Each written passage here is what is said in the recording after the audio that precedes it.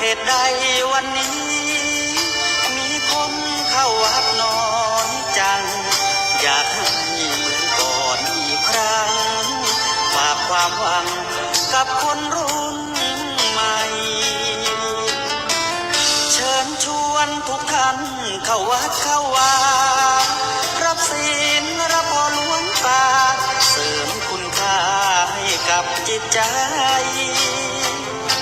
กระทำความดีเรื่องนี้ไม่ต้องอายใครว่างจากการงานเมื่อใดเชิญชวนท่านไปทำบุญ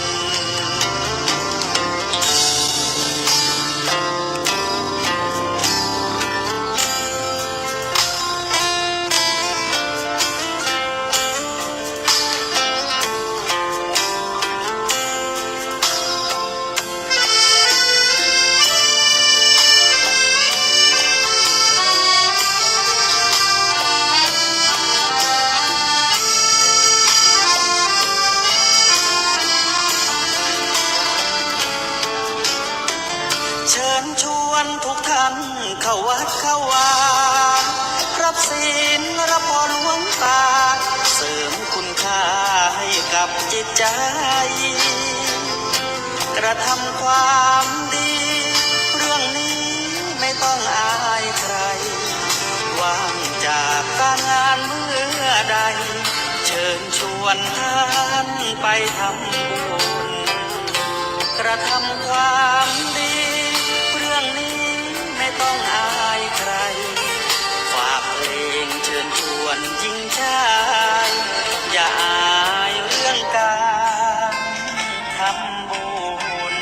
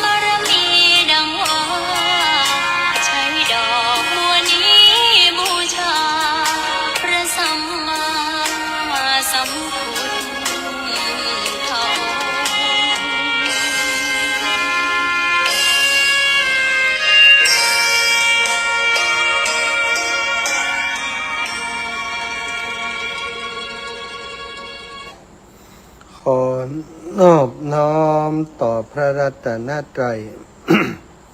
แก้วเจ้าสามประการน้อมเอาคุณพระพุทธเจ้า คุณพระธรรมเจ้าคุณพระสังฆเจ้า คุณพระอรหันตเจ้าอริยสงฆ์เจ้าชุตนชุองค์ได้เมตตาแผ่ปรมีมาเป็นนวโลกุตรธรรมปกเก่าเกษาปกห่มหักษาครูบาอาจารย์พระมหาเถระพระเถรานุเถระเพื่อนสหธรรมิกสหพรหมจารีทุกรูปทุกองค์ปกห่มหักษาศรัทธาสาธุชนคนดีเท่าแก่อีพ่ออีแม่ทั้งหลายทุกท่านทุกคนติดตามรับฟังรายการสารธรรมยามค่ำตั้งสถานีวิทยุเพื่อการศึกษาวิทยาลัยสงฆ์นครลำปางและสถานีวิทยุในเครือข่ายคลื่นสีขาวเพื่อชาวประชาซึ่งออกอากาศจากวัดปักตางเจริญและสถานีวิทยุเพื่อการศึกษาศาสนาวัฒนธรรมวัดฝายหินโดยเมตตาปรมีของครูบาอาจารย์ท่านพระครูสมุวิสุวัตวรกิจโจได้เมตตาเชื่อมสัญญาณออกอากาศในช่วงเวลานี้ส่งไปยังบ้านจองของสถาพี่น้องตั้งเจียงใหม่ทุกอำเภออยู่บนดอยก็ได้ฟังนะก็ต้องขอบคุณท่านอาจารย์พระครูสมุวิสุวัตวรกิจโจและที่สำคัญก็ทีมงานสถานีวิทยุ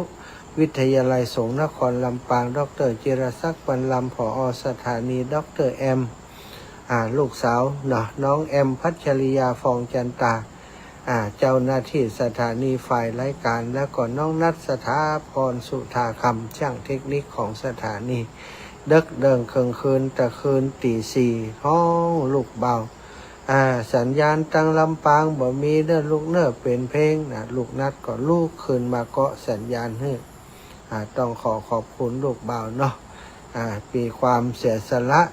บาหันแกรับแกนอนบาโคตรบาเกียดทุกปอดโทรห้อง ตีสี่โทรห้องละอ่อนปกติมันจะจมละอ่อนคนนี้เป็นเด็กดีมากแต่ถ้าฮักเป็นลูกเป็นเต้าคนหนึ่งแหมน้อยก็ได้ข่าวว่าจะเรียนต่อปอโทอีนะจบปอเอกจบปอตรีแล้วนะสักหน่อยก่อนศรัทธาญาติโยมพบปะกันวันนี้วันที่24เดือนมีนา2568ก็34วันของการเดินธุดงค์ธรรมยาตราเพื่อการศึกษาวันนี้ก็เดี๋ยวจะให้ฟังว่าไปที่ไหนทางใดมาพ้องนะแต่ก่อนจะเล่าเรื่องราวการเดินธุดงค์ธรรมยาตราวันนี้และขอคิดขอทำมาฝากแบ่งปันก็จะปาศรัทธาสาธุชนคนดีเท่าแก่โยมพ่อโยมแม่ทั้งหลายไหว้พระสวดมนต์เย็นเสียก่อนเนอะกราบพระพร้อมกันกราบหนึ่งพุทโธเมนาโธกราบสองธัมโมเมนาโธกราบสามสังโฆเมนาโธอิมินาสการเรนะพุทธังอภิปูชยามิอิมินาสการเรนะธัมมังอภิปูชยามิอิมินาสการเรนะสังฆังอภิปูชยามิอรหังสัมมาสัมพุทโธภะคะวาพุทธังภะคะวันตังอภิวาเทมิสวากขาโตภะคะวะตาธัมโมธัมมังนะมัสสามิสุปฏิปันโนภะคะวะโตสาวกสังโฆสังฆังนะมามิ นะโมตัสสะภะคะวะโตอะระหะโตสัมมาสัมพุทธัสสะนะโมตัสสะภะคะวะโตอะระหะโตสัมมาสัมพุทธัสสะนะโมตัสสะภะคะวะโตอะระหะโตสัมมาสัมพุทธัสสะพุทธังสารนังกัจฉามิธัมมังสารนังกัจฉามิสังฆังสารนังกัจฉามิตุติยัมปิพุทธังสารนังกัจฉามิตุติยัมปิธัมมังสารนังกัจฉามิตุติยัมปิสังฆังสารนังกัจฉามิตาติยัมปิพุทธังสารนังกัจฉามิตาติยัมปิธัมมังสารนังกัจฉามิตาติยัมปิสังฆังสารนังกัจฉามิอิติปิโสภะคะวะอะระหังสัมมาสัมพุทโธวิชชาจารณะสัมปันโน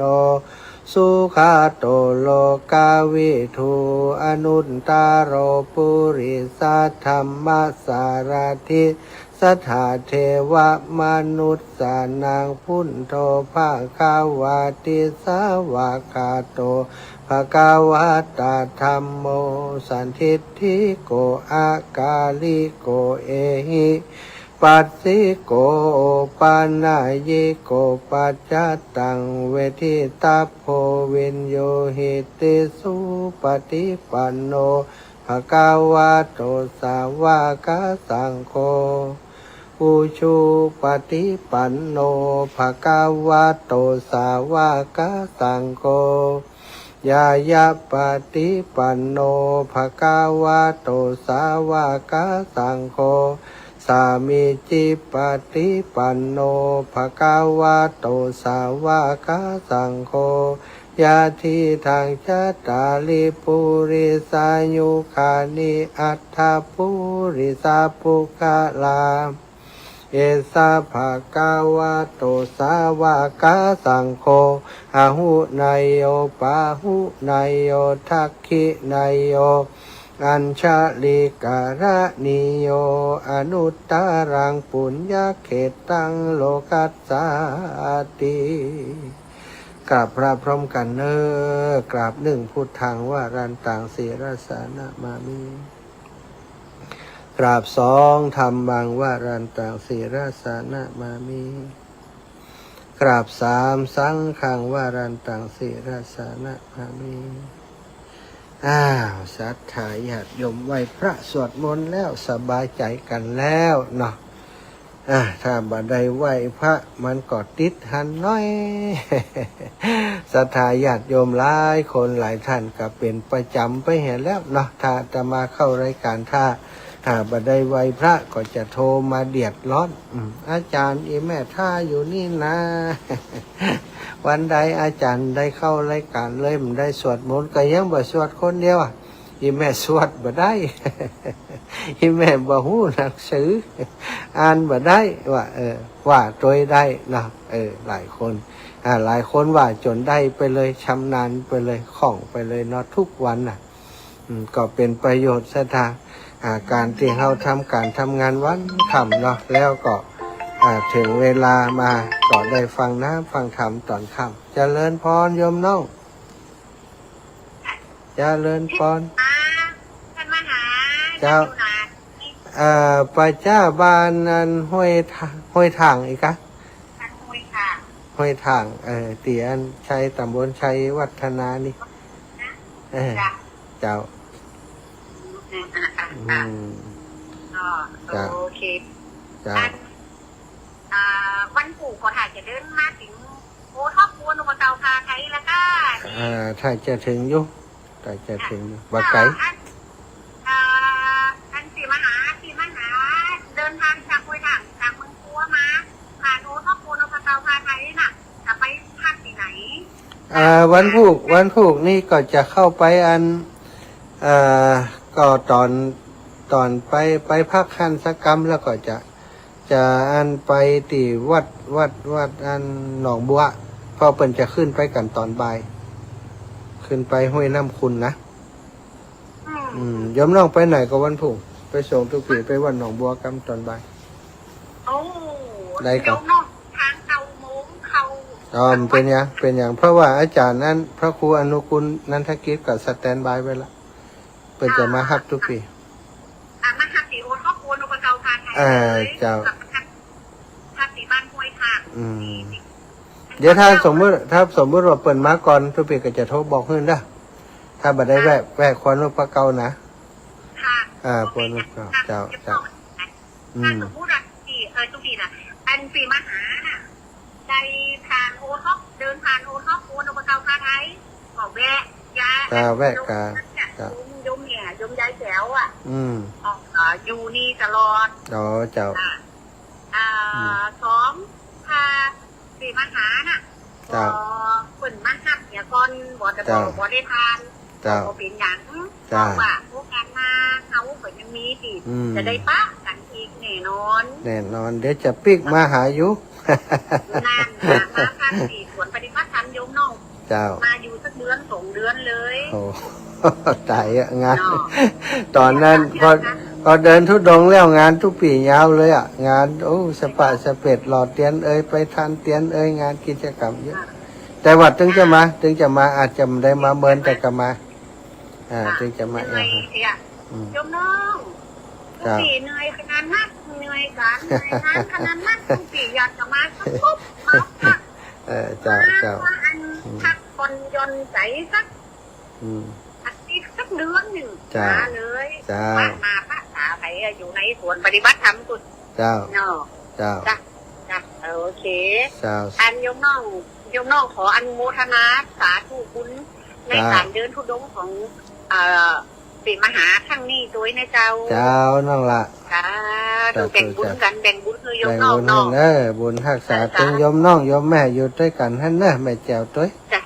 เจ้าสาธุค่ะขอบพระคุณเจ้าสัพพสิทธิ์เจ้าสาธุค่ะวันนี้เริ่มตรงคลิปอันข่าวซ้อมันคือกินเนอว่านอนทั้งหมดคืนจนต้องหาหมอนะเดี๋ยวอันตีของท่านอาจารย์เดี๋ยวจะส่งไปให้นะเจ้าสาธุค่ะสวัสดีเจ้าข่าวซ้อของท่านอาจารย์เสน่ห์การลงเนอะนี่นะโอ้ม่วนเปื่อนเก่งอาจารย์เสน่ห์การลงวันหลังจะให้น้องสาวเปื่อนก็เปื่อนคือเปื่อนส่งนะศรัทธาอันนี้ก็คือคุณโยมจันยตานะจันยตามีบุญนะแม่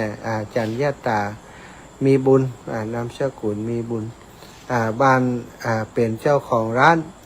านผ้านะร้านผ้าโอท็อปปัวนพเก้าผ้าไทยผ้าไทยลื้อนะเป็นผ้าไทยลื้อเป็นผ้าที่เป็นโอท็อปของอำเภอปัวนะนี่ก็เป็นญาติธรรมที่ป้ากันโดยบังเอิญโดยการเดินธุดงค์นะแล้วก็ได้ได้จากันกลายเป็นติดตามผูกพันกันนะศรัทธานี่ถ้ามาเมืองน่านคมได้ปะกันศรัทธาญาติโยมตะกี้ก็ได้จากันถึงเรื่องการเดินทางเนาะการเดินทางแต่ค่ำแต่คืนที่ผ่านมาคืนที่ผ่านมาบัดได้จัดรายการกะวาเหมือนแรงนะเดินทางจากอันทุ่งช้างนะจากอำเภอทุ่งช้างที่เปิ่นโฮบกันเมื่อก่อนเนี่ยนะทหารไทยตายแน่นหนานะสถานอำเภอทุ่งช้างจังหวัดน่านพื้นที่สีชมพูพื้นที่อันตรายที่มีการโฮบกันระหว่างทหารไทยกับทหารสมัยนั้นก็คือคอมมิวนิสต์เนาะโฮบกันแล้วก็ทหารก็ตายไปแน่นหนาเนาะตายกันเป็นกฎเป็นกองที่อำเภอทุ่งช้างได้เดินจากทุ่งช้างมาจนถึง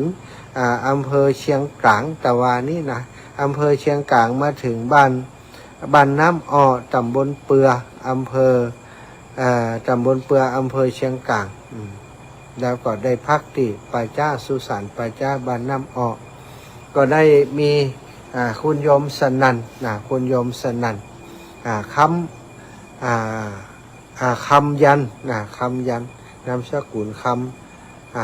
ำยันไม่ใช่คำยันนะคำยัน ได้มาดูแลโอ้ทีแรกว่าตายแล้วนะห้องน้ำก็บ่มีน้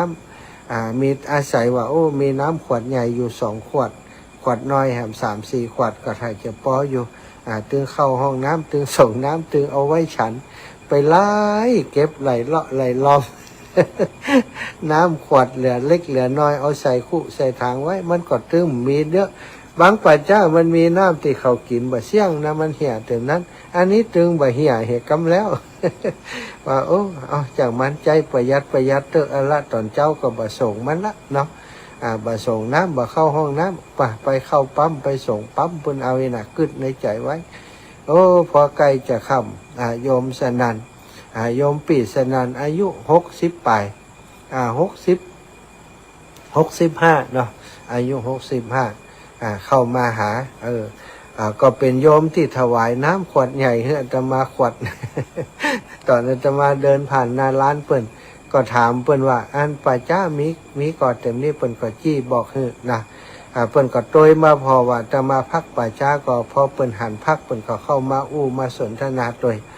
เข้ามาเปิ้นก็ไปพอห้องน้ำห้องท่าเปิ้นก็หันว่าห้องน้ำบ่มีน้ำเนาะก็เลยได้อาสาไปตักน้ำมาใส่ถังชักโครกถังห้องน้ำแล้วก็ไปตักน้ำสำหรับสงฆ์คือกับอาตมาภาพก็เป็นคนจิตใจดีงามมากก็ดังสนทนากันว่าเคยได้บวชแล้วเดือนหนึ่งใจก็ติดอยากจะบวชแถมบอกว่าจะมีโอกาสก็อีหรอคนใจดีเนาะแล้วก็ตอนเจ้านะหลังจากที่อาตมานอนพักตีหันได้จัดรายการตอนเจ้ามืดนี้เสร็จเรียบร้อยส่งน้ำส่งท่าเรียบร้อยเก็บขอบเก็บกวาดเรียบร้อยก็ออกเดินบิณฑบาตออกเดินธุดงค์เดินลงมาจากตัวปัจจ้าเนาะอยู่ที่พักลงมาถึงปัดปากทางเข้าปัจจ้าโยมสนันก็มาหั่นพอดีเนี่ยสถานมาใส่บาตรปรากฏว่าระหว่างตังสถานมันเนื่องจากเข้าตังมันไก่และเจ้าบ้านเปิ้นข้างกลางบ่มีบ้านคนเนาะแล้วเปิ้นก็มีการขายกับข้าวแถวข้างกลางแต่อย่างใดจากน้ำจนผ่านเชียงกลางผ่านมาถึง ผ่านมาเรื่อยๆเนาะบ่มีไผใส่เลยวันนี้ก็เลยได้ตีอันปีสนันปีสนันเปิ้นใส่ตอนเจ้านั้นก็ได้ฉันกับเข้าที่ปีสนันใส่มาไปแวะฉันที่ป่าจ้าบ้านเจดีตาบ้านเจดีตำบลเจดีอำเภอเชียงกลางจังหวัดน่านเดินออกจากป่าจ้าหันมาพอดีไปปะเซเว่นก็เลยไปอาศัยซื้อน้ำที่เซเว่น2 ขวดเพราะว่าระหว่างตังกว่าน้ำบ่พอมีอยู่แล้วขวดหนึ่งไปซื้อเพิ่มให้2 ขวดออกจากเซเว่นมาคุณโยมที่ขายของไก่ย่าง5 ดาวหน้าเซเว่นก็เอาน้ำมาถวายก็จับว่าตอนเพลก็ยังได้ฉันกับเข้าที่โยมเปิ้นถวายกับเดิมเปิ้นถวายน้ำแห่มขวดก็ได้น้ำ4 ขวดก็เตี้ยวต่างมาเป็นชะตาหน้าบุญอย่างใดหมู่สถานจากต่างหันมาก็ตึงมีไผ่เนี่ยบ่ปะคนบ่มีไผ่ใส่น้ำถ้าบ่ได้น้ำจากโยมหันละติอาตมาไปซื้อ2 ขวดนี่น้ำบ่พอกินแน่นอนเดินมาเรื่อยๆศรัทธาตอนเพลก็พากกระต๊อบหลังน้อยของศรัทธาญาติโยมที่อยู่ข้างต่างก็อาศัยฉันเข้าที่กระต๊อบน้อยระหว่างทางที่ผ่านมาหารเกษตรกรเปิ่นปลูกข้าวโพดที่ตำบลบ้านเจดีบ้านเจดีตำบลเจดีอำเภอเชียงกลางน้ำถ่าอุดมสมบูรณ์ศรัทธาเปิ่นปลูกถั่วลิสงหรือว่าถั่วดินนี่งามใบเขียวนะพอแล้วสมบูรณ์แล้วก็ต้นข้าวโพดก็สมบูรณ์ก็เข้าไปลงพอไกลๆเป็นว่าน้ำถ่าเปิ่นดีดินอุดมสมบูรณ์มากศรัทธา ก็เลยล้อเดินเลาะไปหันกระต๊อบหันตูบก็เข้าไปพอถ่ายรูปถ่ายภาพบันทึกวิดีโอเก็บไว้เพื่อจะให้ศรัทธาติดตามได้หันภาพที่อาตมาได้หันเนาะก็พอดีก็ไปปะญาติโยมก็ถามเปิ้นถามเกษตรกรว่ายังได้ป่อทำเกษตรเนี่ยยังพ่องเปิ้นว่าปลูกข้าวโพดกับถั่วลิสงก็ว่าอันเป็นยังได้พ่องถั่วลิสงราคาดีก็กำไรดีก็เนี่ยโอ้ก็พอได้นะปีแล้วได้200,000ปลายว่ะโอ้200,000ปลายก็ไปทำมาได้อย่างเนาะได้200,000ปลายปีนี้ก็เนี่ยนักก็เนี่ยหลายอยู่อีหล่ะแสดงว่าเงินแสนอยู่ในมือแล้วเนาะถั่วดินที่ถั่วลิสงบักกี่เดือนกันเนาะ3-4 เดือนนี้ก็ได้ผลแล้วนะเปิ่นเนี้ย2 เตือก็นะสดาก็คงจะเป็นเพราะผลผลิตดีเนาะจากนั้นก็เดินต่อไปก็ไปปะศรัทธาญาติโยมแห่งคนหนึ่งก็สัมภาษณ์ถามเปิ้นตีแม่น้ำก่อนนะน้ำก่อนน้ำก่อนเนี่ยอุดมสมบูรณ์นะศรัทธาน้ำก่อนผ่านเชียงกลางมีอ่างเก็บน้ำโดยมีแม่น้ำติดไหลอยู่โดยไปพอก็ไปปะใส่โยมเปิ่นตักซ้ายตักหินท่านก็ได้สัมภาษณ์ผู้จ่าถามไปถามมาโอ้แก่กว่าอาตมาปีหนึ่งอายุ63อาตมา62เปิ่น05อาตมา06อู้กันโอ้เป็นว่าถ้ากินเหล้าด้วยกันนี่ก็เซียวอะเนาะ หมู่กินเหล้าด้วยกันนี่ห่างกันปี2 ปีมันห้องคิง5บาอีใช่กันเนาะอันนี้ก็ดีแล้วเปิ่นแก่ปีหนึ่งอีหล่ะห้องเป็นปีอ้ายโอ้ขยันซะท่าถามว่าปลูกทั่วก็ก็ปลูกอยู่ปีแล้วได้หลายก็3-4 แสนเนี่ยอีหล่ะปัดท่ออันนี้ซ้ำได้หลายแสดงว่าขยันเนี่ยซะท่า ไปหันแล้วก็เกษตรกรอำเภอเชียงกลางนี่ทำปลูกพืชปลูกพักอย่างได้ผลผลิตดีเนาะเนื่องจากน้ำท่าดีแล้วก็ดินของอำเภอเชียงกลางก็เป็นดินดีโดยสถาอุดมสมบูรณ์ตลอดทางที่เดินมาตอนเจ้าจนถึงอันเพนก็ได้ผ่านพื้นที่ท้องไร่ท้องนาของชาวบ้านก็แวะเก็บภาพ เลยเดินจ้าหน่อยสถาไล่สดผ่องบันทึกเป็นวิดีโอผ่องมาป้าใส่อันสถาเปิ่นเอาไม้ไผ่ไม้หัวกองไว้ข้างทางเป็นว่าถนนสายเก่าเปิ่นเอากองไว้สุดถนนนะสถากองละมันเป็น200-300เปิ่นมีมเป็น40-50กองก็คิดว่าเปิ่นคงจะเอารถใหญ่มาเสียบเข้าหันก็ยกขึ้นรถง่ายเนาะเป็นกองนะจากนั้นก็เตี้ยวขึ้นมาอากาศร้อนสถาเที่ยงฉันเพลแล้วบ่ายฉันเพลแล้วจะพักอยู่สักกำก็พักบ่ได้เนื่องจากว่าอากาศมันร้อนถ้าเขานั่งอยู่ยิ่งร้อนสถาก็เลยเดินไปเรื่อยๆเดินไปจนถึงบ่าย2 โมงปลายเอาอันมันก็ร้อนแก่เนาะสถาปะใส่อันสวนยางพาราสวนยางพาราดูหล่มลื่นดีก็ลองแวะเข้าไปพอปรากฏว่าเปิ่นมีตูบอยู่ในสวน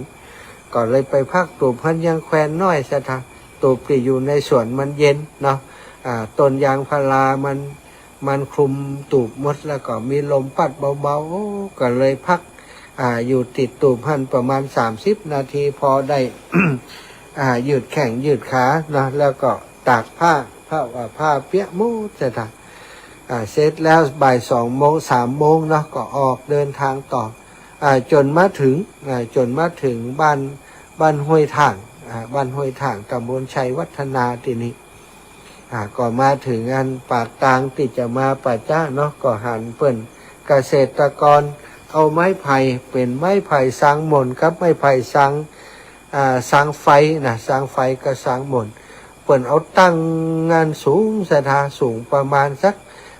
14-15 ศอกเปิ้นน่ะเนาะสุดปิดอีกนะเปิ้นเอามายังเลี้ยงแถวสลับกันพอแล้วงามตาก็เลยเข้าเดินไปพอหันเปิ้นตัดอยู่ก็ถามเปิ้นสอบถามเปิ้นว่าโอ้อันนี้อันไม้ไผ่จะส่งไปต่างประเทศครับอาจารย์ว่าฮะส่งไปไหนต่างประเทศยังประเทศอิตาลีครับว่าอันนี้แม่นหมดเลยครับออเดอร์ของเปิ้นจะมาเอานี่ก็คงจะใส่รถตู้คอนเทนเนอร์หลายกันอยู่ครับอาจารย์เปิ้นจะส่งอันนี้เป็นของส่งออกว่ะ เป็นไม้ไผ่ที่อบแล้วมดว่ะสถานไม้ไผ่ที่เปิ่นทำนั้นเปิ่นเอาแจ่น้ำยากันหมอดแจ่บปอเอามาอบเอามาย่างมาตากไว้จนแห้งสนิทสถานอันนี้ก็เป็นเรียกว่าเป็นพืชเศรษฐกิจอีกตัวหนึ่งของจังหวัดน่านก็คือไม้ไผ่เนาะไม้ไผ่ยักษ์กับเมืองน่านเนี่ยอันสถานอาตมาไปหันติบัตอันหนองบัวนะโอ้บาเล็กบาเล่นนะกี่กำบอกว่าใช่ท่าถ้าจะประมาณสักเกือบจะ30 เซนเส้นผ่าศูนย์กลางใหญ่มากเนาะแต่ว่าที่หันที่ล้านท่านปอใหญ่ตัวใดแกก็ว่าส่งออกเหมือนกันเนาะของแกก็มีส่งออกไปแต่ตอนนี้มีแล้วว่าอัน ก็ได้ไปแวะสัมผัสเกษตรกรจากนั้นก็ดูแผนที่ว่าป่าจ้าอยู่ที่ไหนก็ปรากฏว่าอยู่ปากซอยที่ไปสัมผัสเรื่องไม้ไผ่เปิ่นนั่นพอดีก็สอบถามเปิ่นแหมเปิ่นก็ว่าอยู่ใกล้เนี่ยอาจารย์มีวัดด้วยว่ะก็ได้เดินเข้ามามาถึงป่าเจ้าที่นี่ก็เวลา ประมาณเกือบจะ5 โมงอีกเนาะพอถึงปุ๊บก็พอห้องน้ำห้องท่าศาลาเพิ่นก็สร้างใหม่ห้องน้ำก็สะอาดก็ไปดูมีน้ำมีท่าก็เลยเอาละเนาะเพราะมันได้ซักผ้ามา2 วันแล้ว2 วัน 3 วันแล้ว ก็เลยไปซักผ้าซักผ้าแล้วก็มาเพียวพัดปัดกวาดสถานที่ที่จะปักรถวันนี้ซักผ้าแล้วตากผ้าแล้วปักรถเรียบร้อยก็จับพอดีสถานได้ออกรายการพบปะกับสถาญาติโยมอยู่ในขณะนี้ก็ต้องขอบคุณทุกคนทุกท่านที่ติดตามแล้วก็โทรมาสอบถามความเคลื่อนไหวตลอดแม่ครูบาอาจารย์ต่างๆแม่ครูอาลีพันธ์ญาติโยมจากหลายที่หลายแห่งก็โทรมาถ้าช่วงที่ฮับได้ก็ฮับช่วงที่ฮับได้ก็เอาไว้หันท่านอาจารย์วันใหม่ก็โทรมาแต่เจ้าโทรมาอาจารย์ถ้าไปถึงทุ่งช้างแวะไปร้านแม่เลยเนอะอีวะร้านนั้นเปิ่นขายก๋วยเตี๋ยวอยู่ในห่างจากถนนใหญ่ไป2 กิโลกินฟรีเลยครับว่าอาจารย์ผมผ่านทุ่งช้างมาแล้ว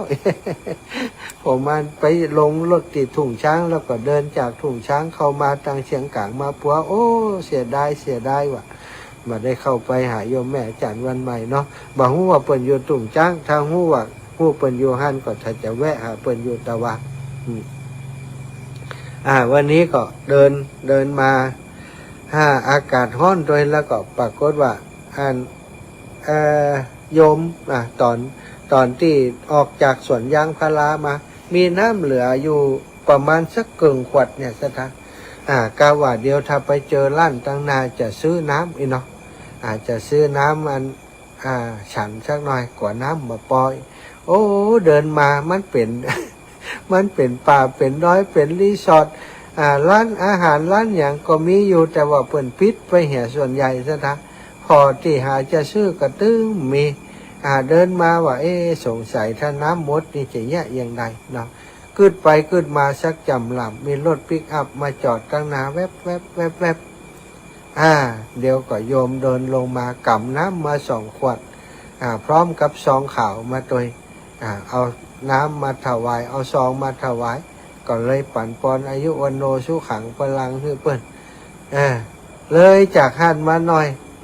ก็ติดกันนั่นเนาะพอรถกันนั้นออกไปรถกันต่างฝุ่นเข้าโพดเปิ้นว่าฝุ่นเข้าโพดอีนะเอาไปหื้อซัด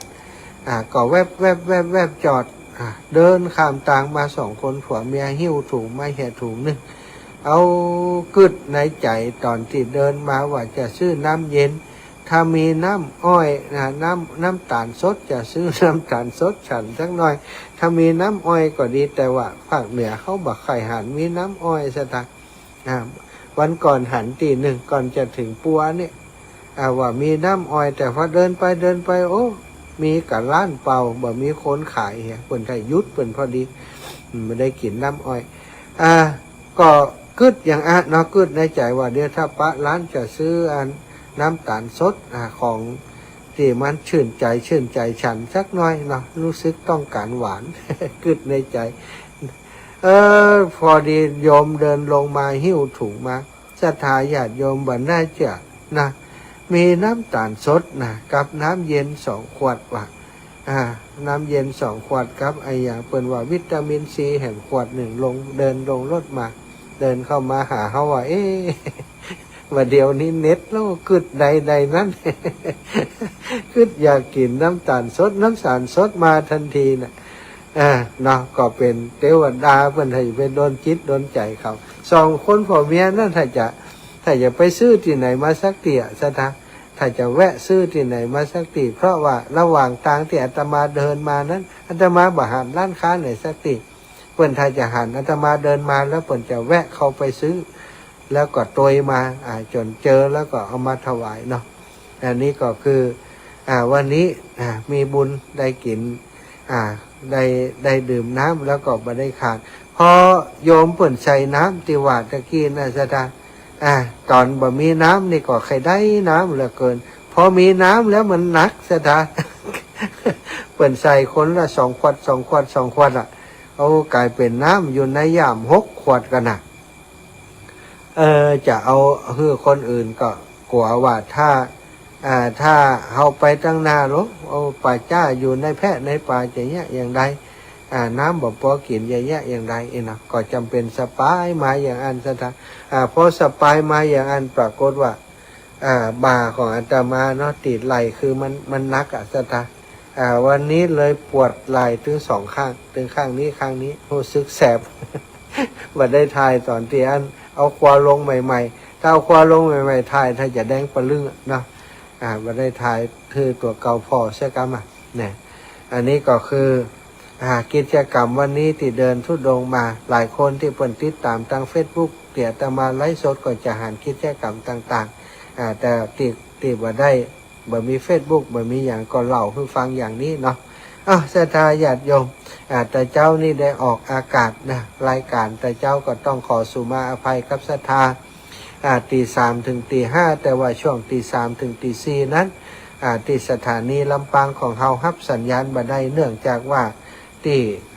สถานีต้นทางที่ดอยหล่อที่เปิดเกาะสัญญาณอาตมาไปปรากฏว่าเน็ตมีปัญหาอินเทอร์เน็ตที่วัดปากตางเจริญอำเภอดอยหล่อมีปัญหาส่งสัญญาณบ่ได้หมุนเว่นว่ะก็รอจนสายก็คือตอนตี 4เนาะสัญญาณจึงโอเคปกติท่านอาจารย์ติดต่อมาว่ามาหาเข้ารายการไปจนถึง6 โมงเลยเนอะว่าอาตมาบ่ได้อ่านข้อความเพิ่นมาอ่านเอาตอนบ่ายแล้วอาจารย์ตักข้อความมาตั้งแต่ตอนเจ้าละสถาอาตมาหันตอนบ่ายก็เลยจบข่าวไปพอจัดรายการตี 5จบอาตมาก็ปิดเครื่องพักเลยนะเพราะตื่นเจ้าเนาะตี 2:40ตี 2 กึ่งเนี่ยตื่นมาตี 2 กึ่งแล้วเขามานั่งจัดรายการ2 ชั่วโมงก็กลัวว่าพักผ่อนมาเต็มที่จะสลืม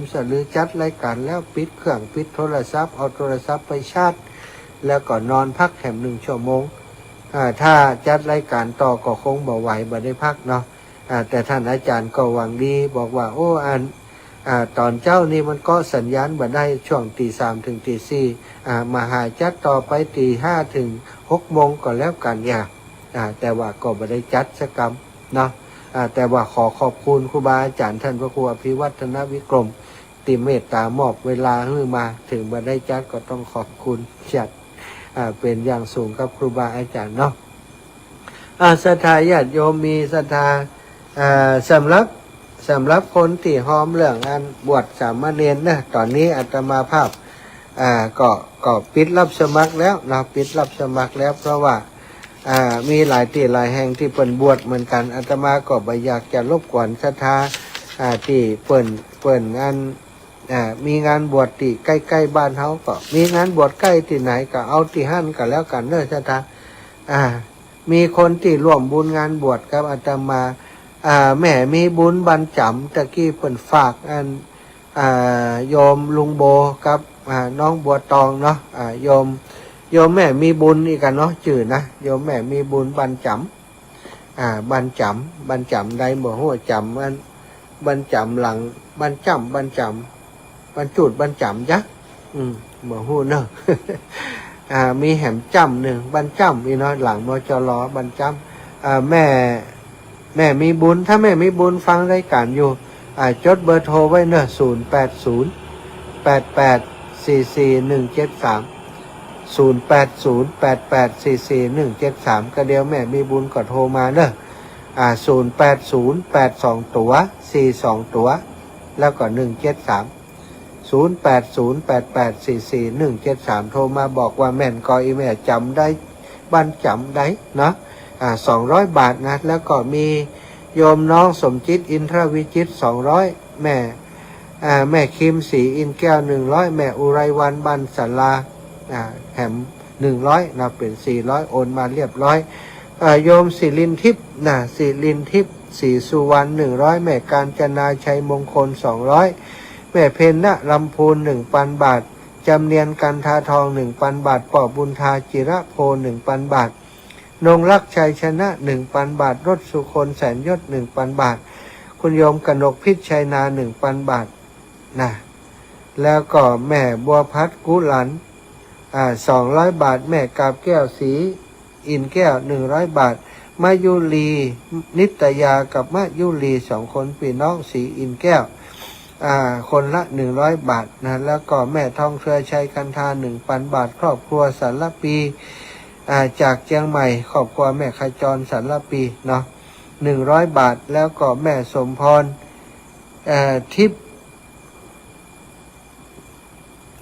ทิพยานุรักษ์จ้ะทิพยานุรักษ์กันอย่างพูดเนอะถ้าพิษก็สุมาอภัยเนอะแม่สมพรบางออนรูปงามนะบ้านใหม่เหล่ายาวคนละ100 บาท100 บาทแม่ปวรีอินสุวรรณ200 บาทแม่ชื่นกันท่าจัน100 บาทอันนี้ปุ่นเราฝ้าเพดานเนี่ยฝ้าเพดานตกหล่นตีของไผ่ของคนใดก็โทรมาบอกเนอะถ้าตกอีแม่โรยยังมีชื่อนางงานบวชก็บอก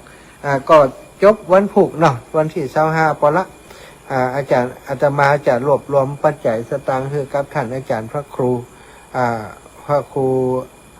อนุกูลนันทกิจนะวันที่26 27นี้นะ25ก็พอเนาะตอนนี้ก็ได้หลายสตางค์แล้วอีปออีแม่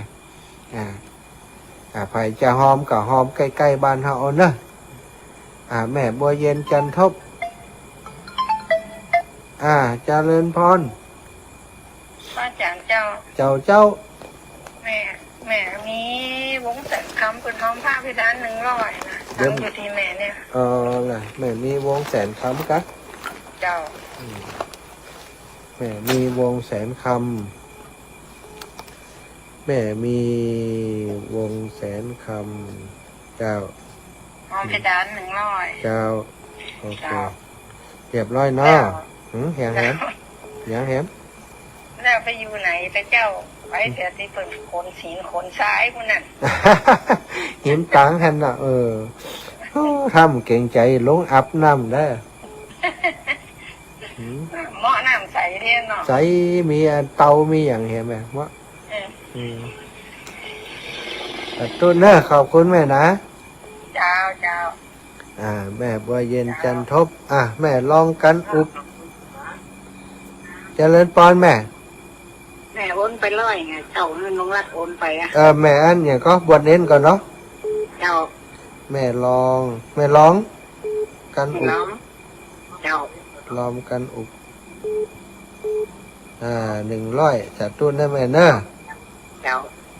บุญรักษาขอแม่อยู่ดีมีสุขจัดตุเจ้าสายต่อไปเจริญพรแม่น้อมสุภาวงศ์เจ้าแต่ว่าเพิ่นได้เข้าร้านกาแฟแต่แต่ว่ามันได้แต่ว่ากะแต่ว่าก็ว่าวันซื้อเอาแต่ว่าแต่เนาะแต่ว่ามันเจ้าเนาะแต่ว่ามันเจ้าเพิ่นเข้าร้านกาแฟได้คอยเพิ่นกะกับแม่เนี่ยได้มาพอเป็นคนหินกะคนหินคนซ้ายจะจ่อยเพิ่นกำเฮือยะนะหมอ อนั้นแข็งแรงแต่คูณสิบลำ เอ รอด อ แต่ แข็งแรงเนี่ยตัวเป็นคนมันเนาะเป็นคนมันเป็นคนประหยัดนะเป็นคนนั้นทำงานได้ตัวเอง อายุ63แล้ววะอืม เจ้า ขอบคุณแม่เนอะ เจ้า นี่ติดตาม นั่งจานข้าวก็โอ้ได้ลำแต่ สาธุสาธุ เจ้า หันมดเอ้าเจริญพรแม่สมบูรณ์วงแสน เอาไปขายข้าวตูรู เอาแม่ วันนี้ห่อนขนาดเน้องลุงเนาะ กันนั่นแฮะเขาเดินอยู่กลางตั้งนี่มันก็ถึงห้อนถึงวันนะบางหูจะขนาดอย่างไรอ่ะ บ้านดูบ้านขนาดดูหอ มันถึงวุดในการนั่งเก้าอี้นั่งอันศาลาข้างตางนี่นั่งลงไปมันถึงห้อนนะห้อนอันเตียนซีเมนต์อ่ะ หอมอย่างว่ามาห่อนก็ทน เอ ไม่ อ ไหว มันเป็นอากาศอุณหภูมิมันสูงอย่างรอบตัวห้อนมั้ง ดูหลงหายตักแดดตลอดค่ะ เวลาเดินมันลมพัดมันก็ยังแคว้นกว่าอันอยู่นั่งนิ่งไหม หลังเฮาประหยัดการส่งเนี่ยเนาะ ใช่ลมมันปัดตลอดรถกายพุ่มมันก็ล้มปลาล้มไม้เอกอ่ะ ขอให้ลูกแม่เราอยู่ดีมีสุขเนาะ จะวันนี้ก็นอนสบายอยู่เจ้า จับพกมารักษาตัวทองไปปล่อยละมานี่ให้เห็นรักษาตัวไว้ให้ดี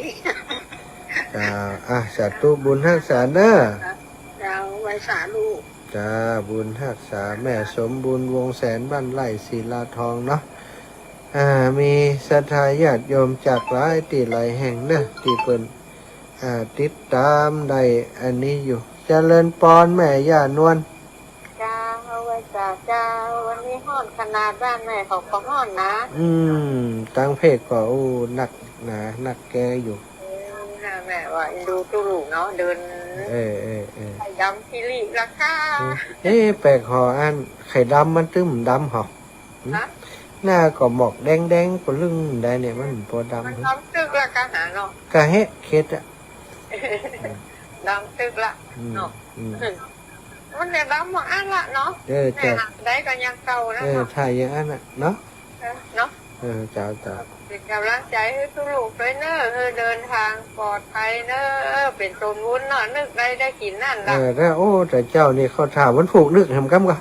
โอ้โหเป็นหังกรรมเขาทางแสนเลย นึก เงินแสนแล้ว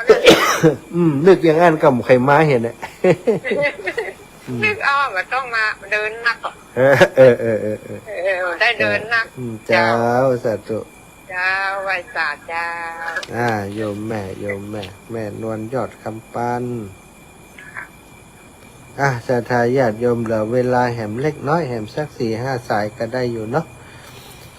สำหรับงานบวชนะงานบวชที่จะมีขึ้นนะที่อันวัดนิโคธารามเปิดบวช17 ตนนะศรัทธาอาตมาก็ได้เป็นเจ้าภาพเปิดนี้หลายตนละเนาะสนับสนุนช่วยเหลือครูบาอาจารย์วันพรุ่งนี้ก็จะรวบรวมปัจจัยทั้งหมดมอบให้กับครูบาอาจารย์เปิ้นโอนให้เปิ้นเป็นที่เรียบร้อยก็ได้สบายใจละเนาะบุญกุศลที่เราช่วยกันเนี่ยกันทำกันไปเรื่อยๆแต่ถ้าป้าอย่างที่เป็นบุญเป็นกุศลก็ช่วยกันไปทำกันไป ไว้สาเจ้าท่านอาจารย์ เจริญพรแม่กับแก้ว คนละแนงแฮมไหมเนอะห้องแม่ไปใส่งานโบสถ์ได้ซึ่งเอาแฮมไหมละแนงเนอะไม่ละแนงเอาแฮมไหมอันนั้นเป็นงานโบสถ์ตาตุเป็นงานโบสถ์ดูอันนี้ตรงเนาะดีกะอันนั้นมาใส่ แนงเอาแฮมไหมนะเจ้า แม่กับแก้ว ไปอำเภอปัวมีบันลือก็จะ มีกะถึงนั่นเนี่ยกะที่น้องสาวใหม่นี่ก็เป็นลื่นนะว่าน่าจะปังเดี๋ยวแม่ดับไปหอเสือลืองามเลยแม่มันตั้งแต่งสุดหรือลำปางไปนอกไป ใช่ เมืองนานนอกไปกับพาปนีใช่ดีละ กับไวซ่าเดินทางไปก่อนอยากกินได้ก่อนนึกที่แต่ที่ทาน ได้กินแต่น่ะความตั้งใจว่า เนาะ จะแวะซื้อน้ำตาลน้ำอ้อยได้กินเลยน่ะเขาจะกินยังไงนึกกินแกงผักหวานใส่บด แกงผักละนึกแกงผักละชะกำนี่ก็ แกงพักละใส่หมดถุงเนาะ สาธุสาธุจ้า เจ้าครับ แม่กับแก้วสีอินแก้วแม่ยายพรอ้าวยายพรล่องวัวแดง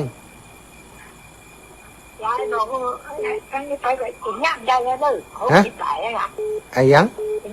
ย่างได้ละ60 บาทอ่ะ โอเคเอาเถอะยายพรจ่ายตังค์มาจะยัง ยายแห้งเขาบอกว่าเลย โอ้โหเปิดเลยอยู่แฮะ อันเหมือนอายุ50 ขอบคุณยายพรที่เป็นห่วงเด้อจะไปเวียงปะเป้ากำยายคนร้อนนี่เจริญพรแม่จันปะงิ้ว ช่วยนะเจ้า เจ้าอีแม่ ติดตามอยู่ ติดตามอยู่ เดี๋ยว ตั้ง ดี เฟซ เนาะ โอ้แอวเดินทุดงเปิ่นเดินทุดงหาว่าแอวฮะ เอวอยู่สวนปุ๊บนี่ อันกัระหว่างทางหันยังก็พอเก็บประสบการณ์กะเนาะก็สอนเขาสอนทอดินเปิ่นงามีแม่เฮาเนาะไปประวนประวันน่ะถ้าใครหันเปิ่นลกอ่ะ หมดเนาะ ถ้าใจ แต่หั นั้น นหมดอ่ะ หันมดเนาะตอนหันตัวเนาะ นั่น มาก่อมมาได้หันตัวนะหันก็ เดินไปมาตัวหันหมดอ่ะ มาตัวขอบไปตัว หายเนาะแอบไว้เนี่ยเนาะ เจ้าสาธุนะแม่ สบายใจดีอ่ะ เจ้าแม่ น้องม่วนดี เจ้า คุณพ่อผมม่วน อ๋อดีกะสาธุ เจ้า สาธุแม่ แม่ติดตามอยู่แกบอกอยากโทรอยู่ไหน เจ้าขอบคุณเจ้า เจ้าไว้ใส่เจ้า อ้าวแม่แก้วแม่ย่าแก้วสิงแก้ว เจ้าหม่อนเจ้าหวานเนอะวันนี้ เจ้า ขวดร้นดานะกะ หัวโดนแดด เจ้าอ่อนเจ้าหวานเนี่ยได้ขวดร้นดามัก หัวโดนแดดต้องอ่อนน้อยโดนแดดมันลำไป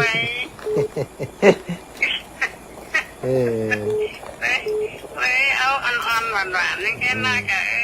ให้ถูกใจดียิ่งแค่กับสุดอ่อนปากหวาน เจ้า เป็นอย่างส่วนละอ่านไปแต่ส่วนแต่อย่างนั้นเนาะ เหมาะนะสอนเป็นงามกะ ส่วนเป็นนั้นรถห้องเนี่ยห้องใหม่เพิ่งนะ ของใหม่แม่อันเปิดเนี่ยไม่อันขายต่างประเทศส่งอิตาลีเป็นวะ อ๋อถ้าได้ผากมันให้แล้วผากมันชัดมาก ถ้าใครได้เปิดส่งต่างประเทศหมดสิคนไทยมันได้กินนะ เอามาแฝงจูบนอนทำมาก คนไทยมันได้กินนะเจ้าขอบคุณแม่เนอะครับใส่แม่บอลอยก้าวเจ้า จ้าเป็นกำลังใจเรื่องเด้อ เจ้าแม่เจริญพรแม่ย่าบัวลอยสายเขียว เจ้าการราชการเจ้า มา ที่แม่ดีใจก็ทานเหรอ ดีใจเลย เนี่ยคุณนี่เนาะคุณไปมันมีหันแต่หันคนเดียวเขาเนาะ หันคนเดียวเขานึกมันได้ก็มาน่ะ นึกได้นั่นโอ้เรา นึ ดี ก ใจ ได้ จ้ะ นึกได้นั่น นึกจะกินนึกอยากกินน้ำอ้อยจะได้กินน้ำอ้อย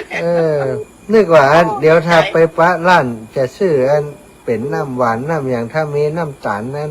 สดจะซื้อน้ำตาลสดกินสักหน่อยโอ้มาปั๊บว่ะ ก็มัดได้กินแต่เนาะโอ้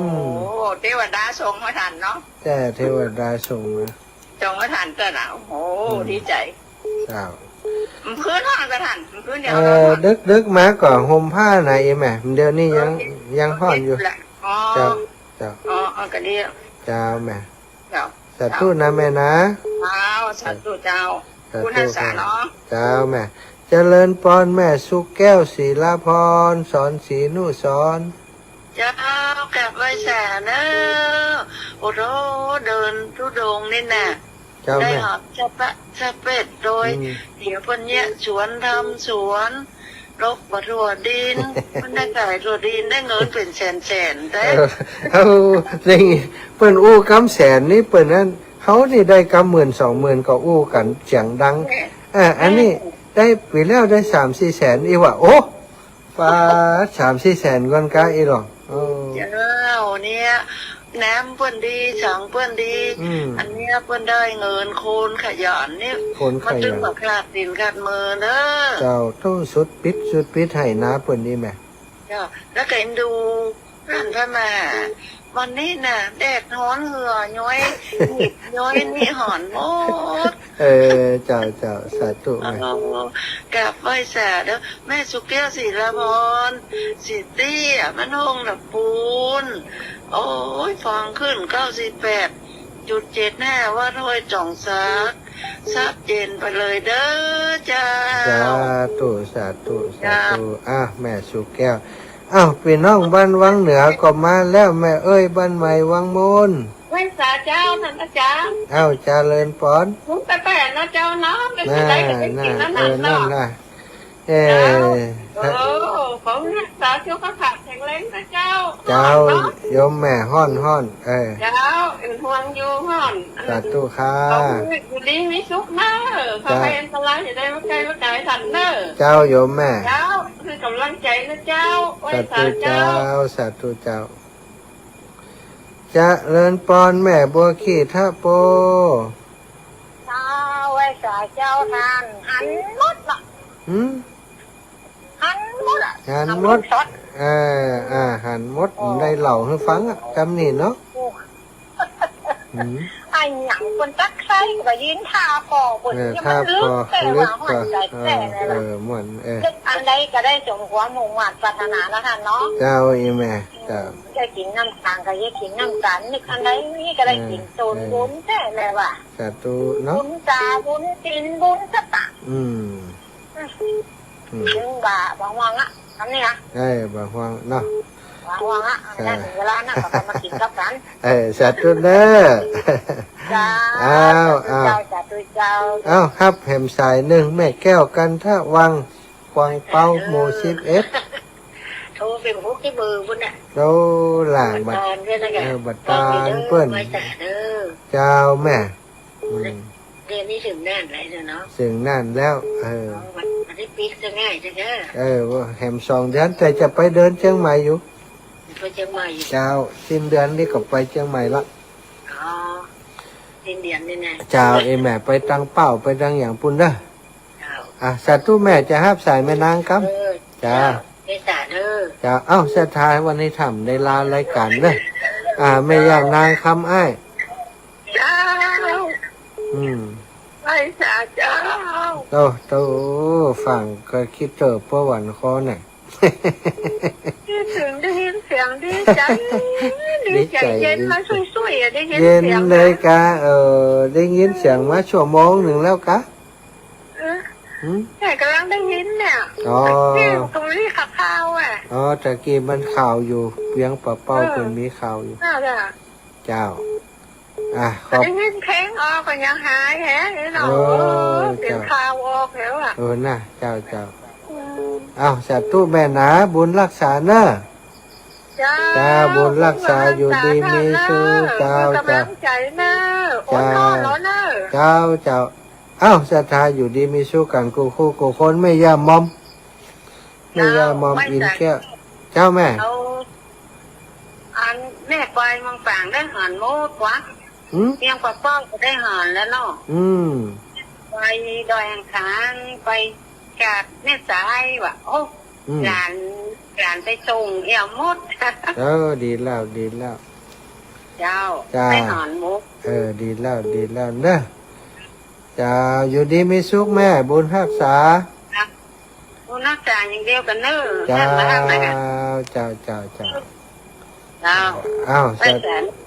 ศรัทธาญาติโยมรายการนี้เวลาหมดแล้วแต่ว่าทาง Facebook ไลฟ์ยังรับสายอยู่กันแล้วกัน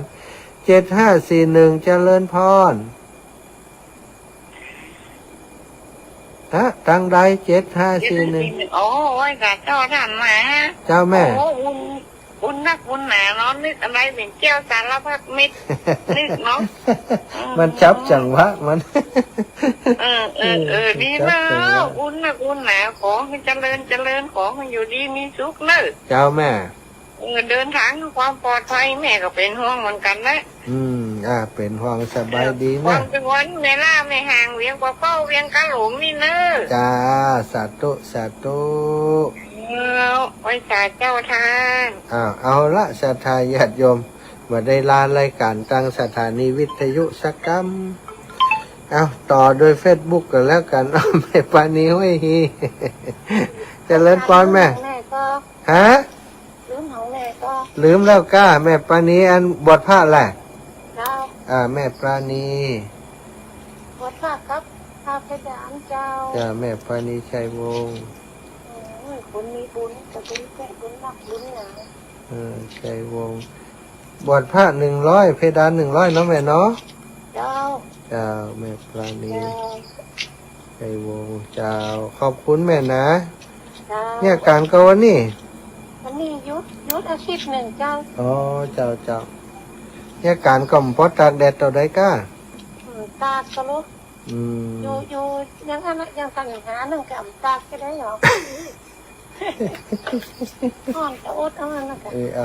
สู้ๆเนาะแม่ เจ้า เนาะ เจ้าเลี้ยงกา บุญรักษาแม่เน้อ เจ้าอย่างเลี้ยงกันลูก สาธุบุญ มี รั บุ ก ญ ษา อย่างเลี้ยงกันนะลูกนะ แม่ปานีเจ้า แม่ปานีชัยวงศ์บ้านห้วยเฮเนาะเอาศรัทธาเวลาหมดเวลาแล้วขอนำรายการจากศรัทธาด้วยเวลาเพียงเท่านี้ ขอความสุขสวัสดีจงมีแก่ศรัทธาทุกคนทุกท่านเด้อเอามาแหมสายหนึ่งเจริญพรแม่อัมพรบุญหมื่น เป็นสาเจ้าแม่ขอห้อมให้ด้านสัก2ไหวเหรอ ได้ก่ะข้ามใจแม่มือหอมนะนี่ ห้อมแต่ฟังฝนอูหมอนใจหมอนว่าแต่แม่ไม่ได้โทร จำเป็นอย่างอีปอสบายดีแม่ บอกก็สบายดีอยู่เจ้า เดี๋ยวจะไปหาเปิ่นอยู่เนอร์แบนเนอร์ เจ้าท่านก่อนดีหน่อสบายดีหน่อ สบายดีแม่ปกติเพราะว่าเดินมาเมินละมันชินแล้วเนาะ เจ้า เจ้าข เจ้า อบคุณแม่นะ ว้าวกาเวสาเจ้าคนเดียวแม่จะฮือร้อนโอนฮือเนอ เจ้าแม่บุญฮักษาบุญฮักษาจ้ะ เจ้าสาธุ ศรัทธาญาติโยมแม่เครือวันบ้านหนองเต่าคำสันทรายแม่ทองเครืออนุโมทนาบุญโดยเจ้าแม่ฟองจันทร์อักขจรเพิ่มคุณเป็นเพื่อนโดยหมายเลขโทรศัพท์มาสาธุเนอะศรัทธาญาติโยมทุกคนทุกท่านเนาะเวลาหมดเวลาหมดเชียงไปตะกี้แล้ว แต่ว่าเฟซบุ๊กนี่ยังได้ก็ได้ทางสถานีวิทยุเปิดหมดแล้วก็ขอบคุณทุกคนทุกท่านที่ติดตามรับฟังรายการนะเป็นกำลังใจกับอาตมาภาพตลอดเนาะก็ขอบคุณนักหลายๆเน้อของศรัทธาทุกคนทุกท่านอยู่ดีมีสุขอายุมันขวัญยืนจากเหตุกับปันมาจากหากับปันได้ศรัทธาท่านเจ้าจะเดินทางขึ้นเหนือล่องใต้ขอได้ปลอดภัยในทุกเส้นทางจัตตาโรธรรมาวัฏันติอายุวโนสุขังพระลา